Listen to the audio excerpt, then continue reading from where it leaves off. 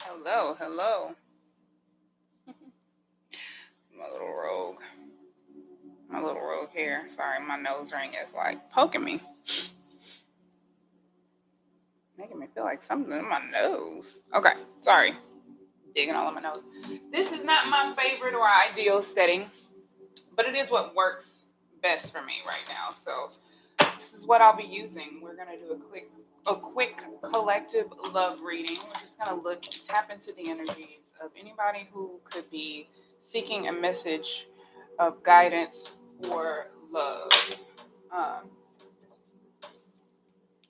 Hopefully you guys can hear me okay. I feel like I want to move my mic, but I guess it's fine. I just need to get okay with it. But yeah, I have a Romance Angels deck. I also have a Love Oracle deck that I purchased from, I think, eBay or something. I think I want to do 3 different spreads. That way we can keep it kind of quick and light. And then we'll dig a little deeper into each one and clarify with the tarot. And I want to use the angel answers also. Yes. All right, so I'm going to start with the Romance Angels. Okay, no, they're saying start with the Love Oracle. Start with the Love Oracle. Okay. We're starting with the Love Oracle. Let's turn this music down just a tad. All right. It's a cute little deck that I got. So we've got a lot of Libra energy. There could be some reconciliations. There could be some breakups. But it feels like it's very powerful for deep, meaningful relationships, purposeful relationships. So can I get 3 cards for the collective divine spirit, please and thank you? 3 cards. It can be 3 different stories. They can be a continuation of the same story, but I want to get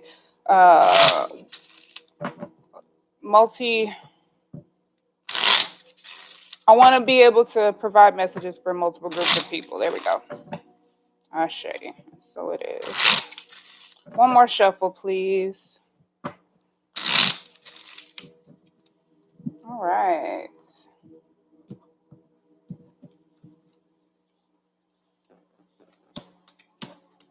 I'm going to put this deck to the side. Got those 3 cards. Now I'm also going to go ahead and pull. Ooh, I don't like that. I don't like where that's sitting. I'm like, this mic is really weird for me. There we go. Hopefully that's cool. So I can like work around it. Feels like it was in the way of my arms. I feel like Ricky Bobby. I don't know what to do with my hands. All right, let's get 3 cards for the collective for these respective spreads, please. And thank you, Divine Spirit. So this could be 3 different groups of you, or this could be, each story could resonate with a different part of your life. Just take what resonates, leave what doesn't. There could be bits and pieces of each spread that is for you. Actually.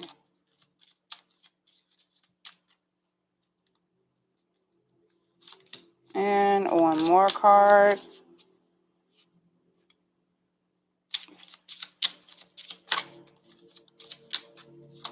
All right. I'm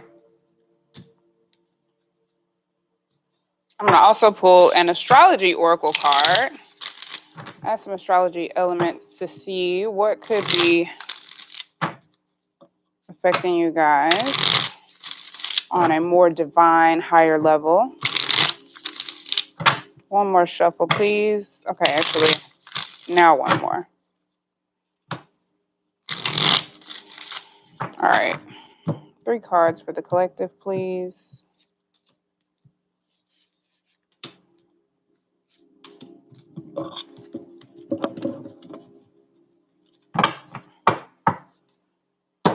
All right, for the first spread, the first oracle card, we have a soulmate, soul connection, partnership, agreement, soul contract. So you could be initiating a new soul contract, or there could be one that is ending. Sometimes they're ending and beginnings all in one. For the Romance Angels card, we have this could be the one. You've already met the romantic partner that you seek. Okay. So this could mean that the person that you are gonna best vibe with is somebody that you've already come into contact with. Maybe you met them in passing, or maybe you actually know this person by name, or you're familiar with this person. Sorry. I do feel like it's somebody you know. You may not know them well, but you've already met them. And then we have Eris here for your astrological oracle card. And then I'm going to pull a couple tarot cards to elaborate. I started to just pull one, but I was like, I'll pull when I need to. So Eris is the destroyer. There could be a soul contract that is ending.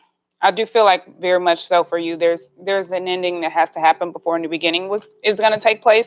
The key words for Eris are anger, strife, bitterness, karma, vengeance, reflection. This card can represent someone feeling jealous or angry. It says both are healthy emotions, but don't let them consume you entirely, or they may not be invited to the party. You might feel it's satisfying to lash out in the moment, but if you channel your anger into something more productive, you will yield much better results, such as art. Channeling anger into art makes beautiful freaking art. Anyway, Eris can also point to a transgressional trauma and its effects on our daily lives. We carry the stress of our ancestors inside of us, and this shapes our responses to certain triggers on a cellular level. Very, very true. You may be responding to something in a way that's not even authentic to you. If you really think about it, you can just realize that, okay, this is a learned behavior. This is not actually something that I've taken in, I've sat with and processed and figured out how I want to personally respond to in my life. I'm just doing what I've always seen done, basically. It also says these traumas can be on an immediate family level, but also on a societal level. Remember that the things you are feeling are valid. This could be something that you're experiencing with family that is helping you come closer to your personal soulmate. If that makes sense. I was about to say you're human. Some of you could be having fights with family members.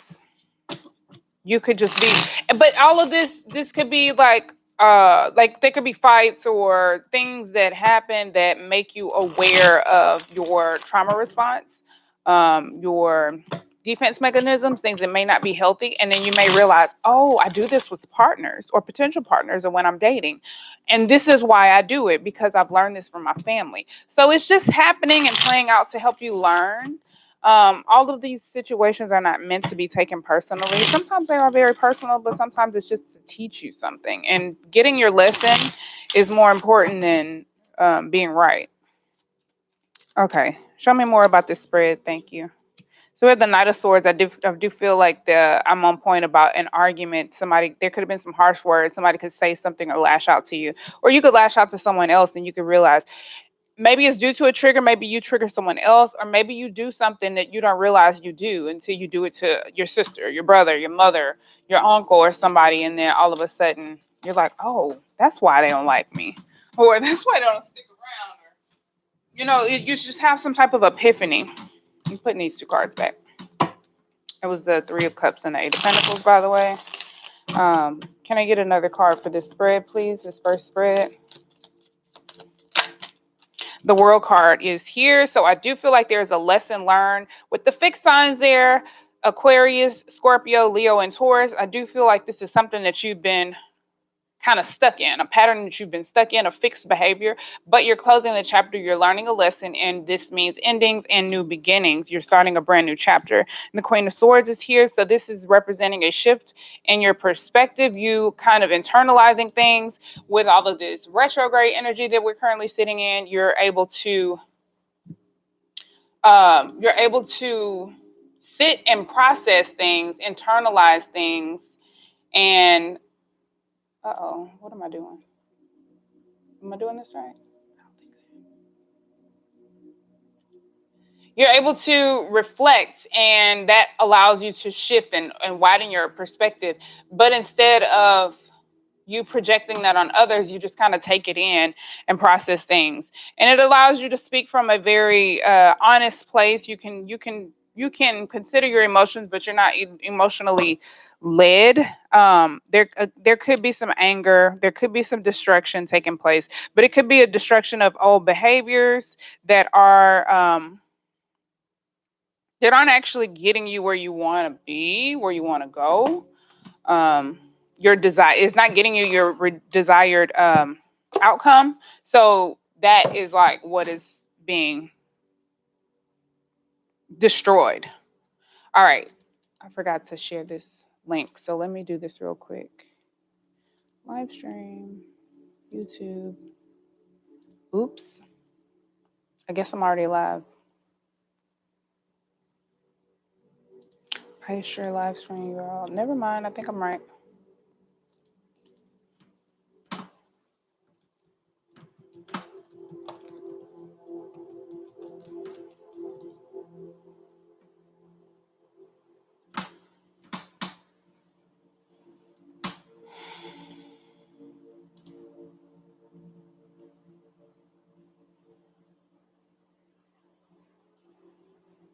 Oh, 4 o'clock.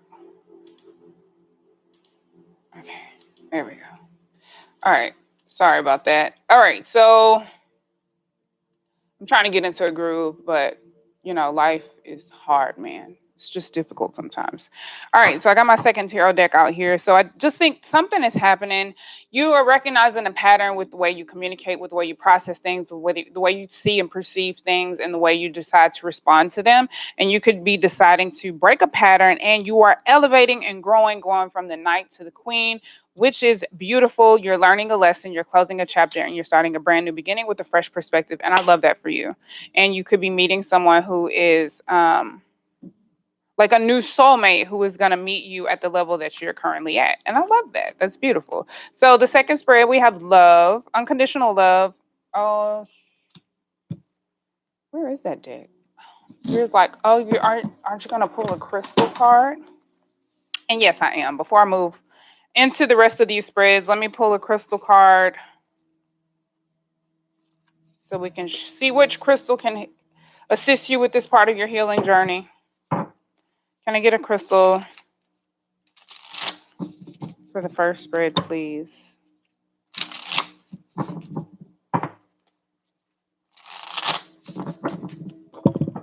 And let's see. It's kind of hard to choose a crystal randomly from this deck without getting a jumper. Let's see if I can get one to come out. I just have to not look.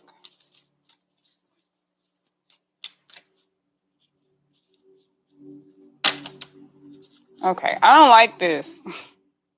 I don't like this. All right, let me just. There we go. We're going to just cut it. And what is this? Diamond? Diamond, it is indeed. Diamond is your crystal. Set and engagement rings, tiaras, yada yada like that. Who needs it? Who doesn't?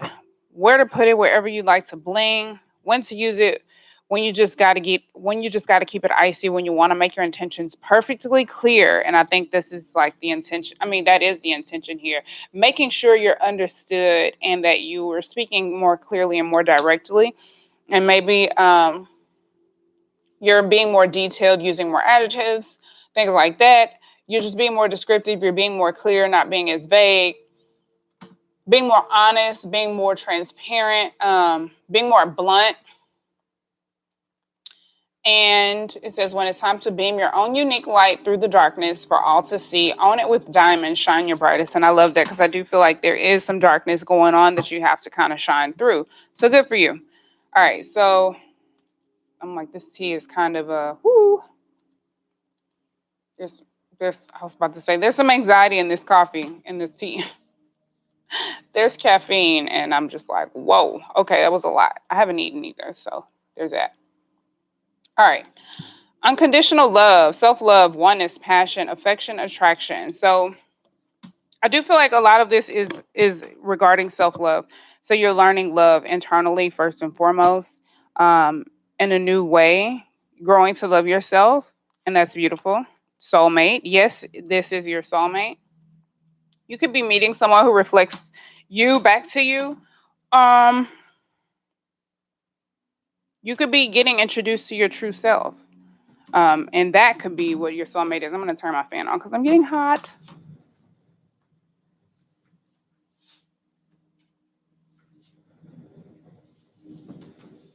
All right. But yes, this is someone who is kind of meant to be a part of this part of your journey. I think it's safe for you to kind of let them in to an extent. Be discerning, obviously, but I do feel like there's a loving and kindred spirit about this person. Maybe it's something about this person that allows you to experience love for the first time, like a very healthy, balanced love. So I love that for you. And this is Gemini. I love that soulmate energy. I'm like, hold on. I need to listen to my body for a second. Give me a moment. I'm going to end this and come right back. Sorry.